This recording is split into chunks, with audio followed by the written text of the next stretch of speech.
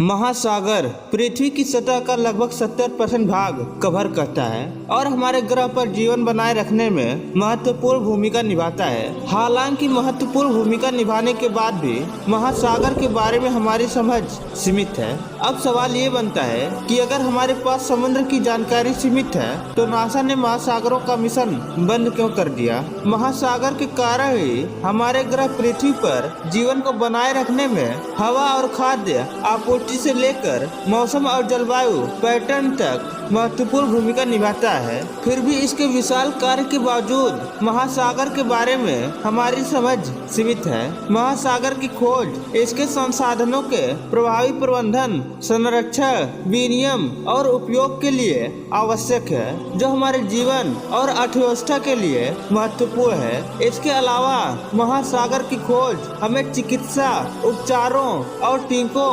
भोजन, ऊर्जा और प्रौद्योगिकी से अवसरों और वैज्ञानिक विकास की एक पूरी नई दुनिया में ले जा सकती है। इसके अलावा यह अध्ययन भूकंप, सुनामी और अन्य प्राकृतिक घटनाओं की बेहतर समझ को बढ़ावा देता है, जिससे हमें उनके सामने आने पर उनसे निपटने का बेहतर तरीका विकसित करने में मदद मिलती है। महासागर की खोज लगभग 5000 ईसा पूर्व से हो रही है, जब हमने पहली बार भोजन के लिए गोता लगाना और पहला नौकायन जहाज बनाना शुरू किया था। जैसे जैसे जहाज निर्माण में तकनीकी उन्नति हुई, हम समुद्र में आगे बढ़े, नई भूमि की खोज की और गोताखोरी तकनीक की ओर बढ़े, जिसके परिणाम स्वरूप पहली पनडुब्बियां सामने आई। जैसे ही हमने समुद्र तल का मानचित्रण किया, हमें अंततः इस जल द्रव्यमान की जटिलता का एहसास हुआ।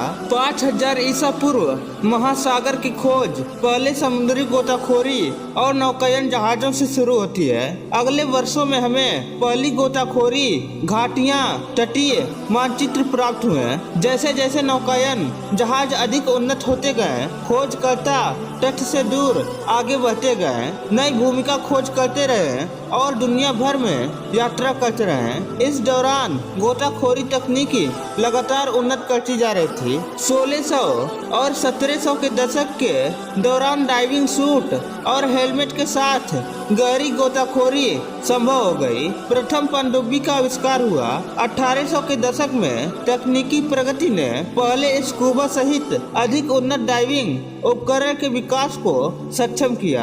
गहरे समुद्र में जीवन के अस्तित्व की खोज के लिए अभियान शुरू हो गए। 1909 के दशक में समुद्र तल के पहले मानचित्र और गहरे समुद्र में पहली बार गोता लगाया गया। जैक्स कास्टियो ने एकता लंग का आविष्कार किया और लंबे समय से विलुप्त माने जाने वाली प्रागैतिहासिक मछली समुद्र तल पर जीवित पाई गई। फिर 1951 से 1970 अवधि के दौरान समुद्री प्रयोगशालाएं विकसित हुई। समुद्र में सबसे लंबा गहरा गोता लगाया गया और समुद्री अनुसंधान में मदद के लिए राष्ट्रीय समुद्री और वायुमंडलीय प्रशासन NOAA की स्थापना की गई। 1970 के बाद गहरे समुद्र में हाइड्रोथर्मल वेंट की खोज, टाइटैनिक के मलबे और समुद्र में एक जीवित विशाल स्क्विड के पहले कई रोमांचक खोजें हुई। संक्षेप में अगर कहें तो हम उन आदिम नौकायन जहाजों से बहुत दूर आ गए हैं जिन पर हम भरोसा करते थे।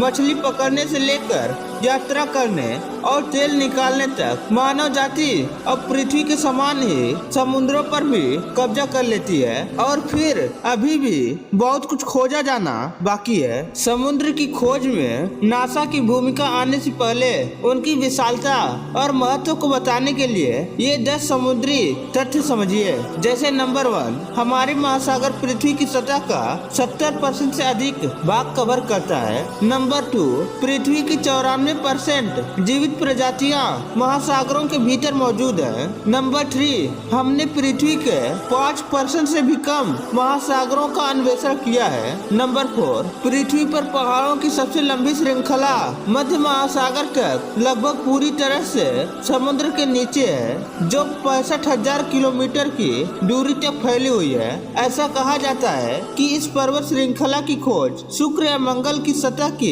तुलना में कम हुई है। नंबर नंबर 5, दुनिया के सभी संग्रहालयों की तुलना में समुद्र के नीचे अधिक ऐतिहासिक कलाकृतियां हैं। अकेले फ्लोरिडा कीज में लगभग 1000 जहाजों के टुकड़े पड़े हैं। कुछ फ्लोरिडा कीज राष्ट्रीय समुद्री अभयारण्य के भीतर हैं। हाल के वर्षों में अन्य पानी के नीचे संग्रहालय बनाए गए हैं, जिनमें भूमध्य सागर की जलमग्न कांस्य प्रतिमा क्राइस्ट ऑफ द एबिस भी शामिल है। नंबर 6, समुद्री प्रजातियों के विश्व रजिस्टर का दावा है कि 240 से 470 विख्यात समुद्री प्रजातियां हैं, लेकिन माना जाता है कि यह मौजूदा प्रजातियों का एक छोटा सा हिस्सा है। नंबर 7, महासागर हमारे ग्रह के 70% से अधिक ऑक्सीजन का उत्पादन करता है। नंबर 8, समुद्र के नीचे नदियां और झीलें हैं। जब खारा पानी और हाइड्रोजन सल्फाइड मिल जाते हैं तो यह आसपास के बाकी पानी की तुलना में सघन हो जाते हैं, जिससे एक झील या नदी बन जाती है जो समुद्र के नीचे बहती है। नंबर 9, संयुक्त राज्य अमेरिका का लगभग 50% हिस्सा पानी के अंदर है। नंबर 10, प्रशांत महासागर दुनिया का सबसे बड़ा महासागर है और इसमें लगभग 25,000 द्वीप हैं। अब हमारे पहले के सवाल का समय आता है कि नासा ने महासागरों की खोज क्यों बंद कर दी। यह सवाल कई सोशल मीडिया की वीडियो वायरल होने के बाद उठा, जिसमें नासा के मूल मिशन को महासागरों की खोज के रूप में दर्शाया गया। इस कथन ने कई लोगों को आश्चर्यचकित कर दिया कि इसके पीछे की सच्चाई क्या है और क्या इसमें कोई सच्चाई है। नासा के अन्वेषण के क्षेत्र में बदलाव के पीछे का क्या कारण है। नासा अंतरिक्ष अनुसंधान में निवेशित संयुक्त राज्य संघीय सरकार की एक स्वतंत्र एजेंसी है। इस एजेंसी को 1958 में खोला गया था। इसके उद्देश्यों के अनुसार इसे विकसित किया गया। नंबर 1, वायुमंडल और अंतरिक्ष घटनाओं के बारे में मानव विज्ञान का विस्तार। नंबर 2, वैज्ञानिकी और अंतरिक्ष वाहनों की उपयोगिता, प्रदर्शन, गति, सुरक्षा और दक्षता में सुधार। नंबर 3, अंतरिक्ष के माध्यम से उपकरण आपूर्ति और जीवित जीवों के ले जाने में सक्षम वाहनों का विकास और संचालन। इन उद्देश्यों से पता चलता है कि नासा का उद्देश्य महासागरों का पता लगाना नहीं, बल्कि अंतरिक्ष और वायुमंडल का पता लगाना था। फिर भी क्या नासा ने कभी समुद्र का अन्वेषण किया?